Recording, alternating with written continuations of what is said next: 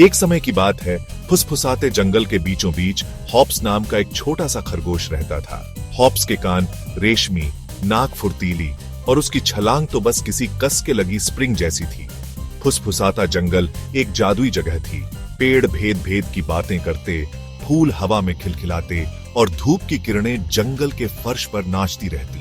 Hops अपना दिन रसीले जामुन खाते, दोस्तों के साथ लुका छिपी खेलते और पत्तों से सरसराती हवा की कहानियां सुनते हुए बिताता था। हर सुबह हॉप्स गाने वाली नदी की आवाज से जागता था। यह एक खुशहाल चुलबुली आवाज थी जो पूरे जंगल को खुशियों से भर देती थी। एक दिन फुसफुसाते जंगल में एक अजीब सी खामोशी छा गई। हर तरफ सन्नाटा था, जैसे किसी ने जंगल की आवाजें चुरा ली हो। पेड़ स्थिर हो गए, फूल मुरझा गए और पत्तियां भी बिना हिले डुले लटकी रहीं और धूप की किरणें मानो छिप सी गईं। सूरज की रोशनी भी अब उतनी चमकदार नहीं रही।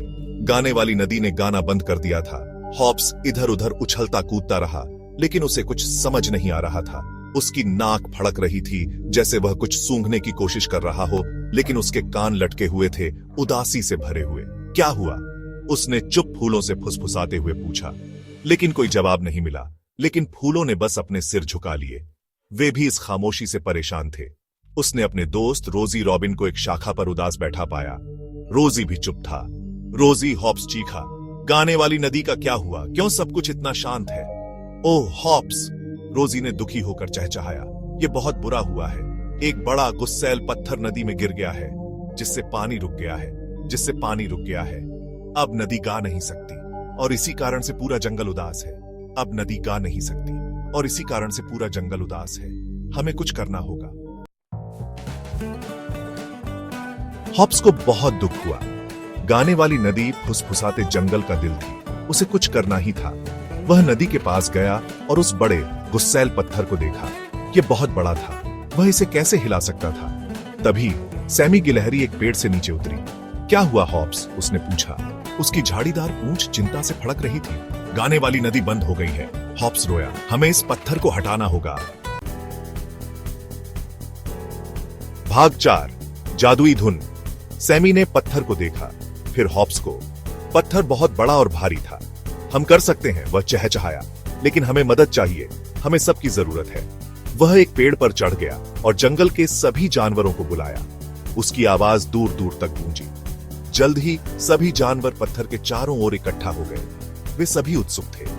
बेनी भालू, फरेडी लोमड़ी और भी कई जानवर वहां थे। यहां तक कि ओली उल्लू भी थे। सभी जानवर एकजुट थे।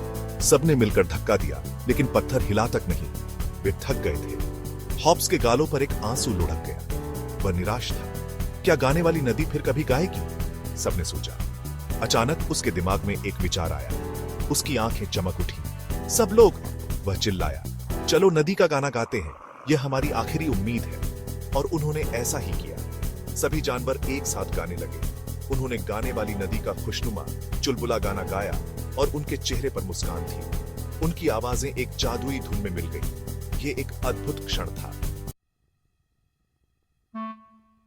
भाग 5, दोस्ती की ताकत। यह कहानी है कि कैसे दोस्ती और एक गाने की ताकत ने एक पूरे जंगल को बदल दिया। जैसे ही उन्होंने गाना शुरू किया, कुछ जादुई सा हुआ। गुस्सैल पत्थर कांपने लगा। यह पत्थर वर्षों से नदी के रास्ते में अड़ा हुआ था। वह हिला और डोला और एक बड़ी छपछपाहट के साथ वह लुढ़क गया, जिससे नदी मुक्त हो गई। नदी का पानी अब बिना किसी रुकावट के बहने लगा। गाने वाली नदी फिर से जीवित हो गई। उसकी खुश धुन ने एक बार फिर जंगल को भर दिया। नदी की धुन ने सभी जानवरों के दिलों में खुशी भर दी। पेड़ झूम उठे, फूल नाचने लगे और धूप की किरणें बादलों के पीछे से झांकने लगी। पूरा जंगल एक बार फिर से जीवंत हो गया। हॉप्स खुशी से उछल पड़ा। उसका दिल खुशी से भर गया। उसने महसूस किया कि दोस्ती की ताकत कितनी अद्भुत हो सकती है। उसने सीखा था कि दोस्ती और थोड़ी सी हिम्मत से बड़ी समस्या का हल निकाला जा सकता है। यह एक महत्वपूर्ण सबक था जो उसने कभी नहीं भुलाया।